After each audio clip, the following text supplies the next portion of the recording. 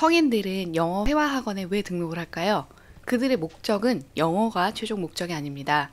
오늘은 펜을 만드는 마케팅이라는 책을 알아보고요. 교육 서비스의 본질을 이해하고 내 학원에 펜을 만들려면 어떻게 해야 되는지 같이 알아보도록 하겠습니다. 오늘 소개드릴 책은 문영호라는 분이 쓴 펜을 만드는 마케팅이라는 책입니다. 학원과 음식점의 마케팅을 같이 하고 계시는 마케터인데요.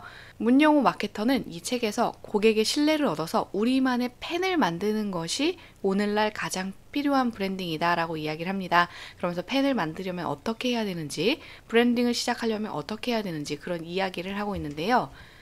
책에서는 성인들이 회화학원에 등록하는 이유가 무엇인지를 한번 생각해 보라고 합니다. 보통 이렇게 질문을 던지면 토익 점수를 올리기 위해서나 영어 회화 실력을 늘리기 위해서 학원을 다니는 게 아닐까라고 대답을 한다고 합니다. 하지만 토익 점수를 올리고 회화 실력을 올리는 것의 이유는 또 따로 있는 거죠. 그렇게 좋은 점수를 받고 실력을 늘려서 유학을 가거나 이민, 해외 취업, 어학연수 같은 것들을 가서 자신의 꿈을 이루기 위해서 한다는 겁니다. 그래서 영어를 배워서 영어를 잘하는 것이 최종 목적이 아니라 그 영어를 가지고 자신의 꿈을 이루기 위한 그런 기본을 다지는 것이 사람들의 최종 목적이라고 이야기를 합니다. 그래서 문영호 마케터는 교육 서비스업의 본질이란 결국은 누군가의 꿈을 이뤄주기 위해서 자신이 돕는 것이다 라고 생각을 했다고 하는데요. 그래서 내 브랜드의 고객들을 나의 팬으로 만들려면 내가 갖고 있는 그 업의 본질을 생각하는 것이 좋겠다라고 이야기를 합니다. 그래서 실제 문영호 마케터는 자기가 마케팅을 하고 있는 학원에서 어떤 것을 약속해야 될까, 그리고 수강생들의 꿈을 이루어주려면 무엇을 약속해야 할까를 계속 고민했다라고 합니다. 이분은 성인 대상의 영어 회화 학원을 마케팅을 하고 있었는데요. 업계 1위가 하지 않은 약속을 자기가 해야겠다라고 생각을 했다고 합니다. 이 마케터가 담당한 업체 같은 경우에는 이제 신생으로 새로 생기는 학원이었는데요. 업계 1위가 하는 약속을 똑같이 하게 된다면 사람들은 여기에 관심을 가지지 않을 거라는 것을 알고 있었다고 합니다. 왜냐하면 업계 1위는 이미 그동안 쌓아온 히스토리라든지 업력이라든지 수강생들을 성장하게 시킨 그런 이야기들이 있는데, 신생업체가 업계 1위랑 똑같은 약속을 하게 된다면 사람들이 잘 믿지 않을 것이라는 것을 알고 있었다고 해요. 그리고 내가 하고 싶은 약속이 아니라 고객 입장에서 필요한 약속을 생각해 봤다고 합니다. 고객들이 좋아할 만한 약속, 그리고 그들에게 도움이 될 만한 약속을 무엇을 해야 될까, 이것을 생각해 봤다고 하고요. 이 브랜드의 약속을 정해놓으면 고객들이 이 약속을 통해서 우리를 더 좋아할까까지 고민을 해보았다고 합니다. 그래서 이런 약속들을 생각하다 보면 우리 브랜드가 어느 길로 나가야 될지를 알 수 있다라고 이야기를 하는데요. 실제로 문영호 마케터가 하고 있는 약속은 두 가지 맥락을 함께 합니다. 첫 번째는 다른 곳과 차별되는 차별화고요. 두 번째는 고객 중심의 시선에서 보라는 겁니다. 가장 먼저 차별화 같은 경우에는 누구나 할 수 있는 말이 아니라 나만 할 수 있는 말을 쓰셔야 됩니다. 보통 원장님들이 SNS나 학원 홍보에 가장 많이 쓰시는 말들이 있습니다. 원장이 직강을 한다라든지 소수정예로 수업을 한다, 원서로 교육을 한다, 이런 이야기를 많이 하시는데요.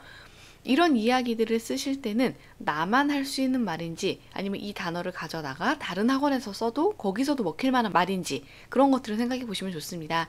사실 이 단어들은 굉장히 많이 쓰이고 있는 단어이지만 어느 학원에 갖다 붙여도 거기서 쓸 수 있는 말이 됩니다. 결국 우리가 고민해야 될 것은 원서 교육을 하게 된다면 원서 교육을 통해서 내 학생들은 무엇을 이루고 어떤 곳을 향해서 나아가고 있는가를 이야기를 하셔야 됩니다. 원서 교육을 똑같이 하지만 내가 가지고 있는 교육의 비전이랑 옆 학원에서 가지고 있는 비전이랑은 다를 수도 있습니다. 그 아이들의 목적이나 꿈이나 최종으로 달려나가고 싶은 곳들이 다를 수도 있습니다. 그래서 맨 최종 목적까지 생각하셔서 어떤 것들을 할 수 있는지 그런 것들을 이야기를 하시면 좋을 것 같고요. 꼭 교육적으로 차별화되지 않아도 좋습니다. 원장님만이 가지고 있는 무언가 특별한 그런 요소들이 있을 거예요.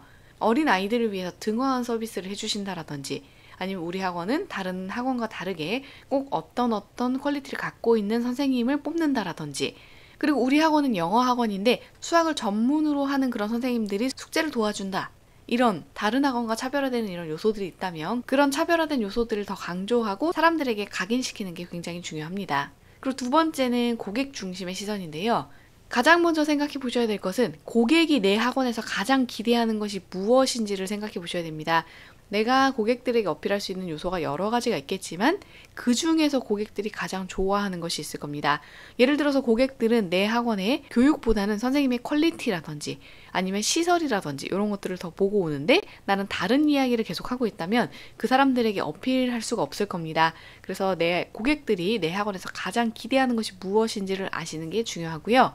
그 기대하는 것들을 고객들이 꿈꾸는 미래의 모습까지 굉장히 상세하게 표현하면서 표현해 주시는 게 좋습니다. 아까 앞에서도 잠깐 이야기를 했지만 성인들이 영어 학원에 등록하는 것은 토익을 점수를 올리겠다, 회화를 잘하겠다 여기서 끝이 아니라 어학연수를 가거나 취업을 해서 어느 목표까지 가겠다라는 그런 것들이 제일 중요하기 때문에 그런 미래의 모습까지 상세하게 표현해 주시는 게 좋습니다.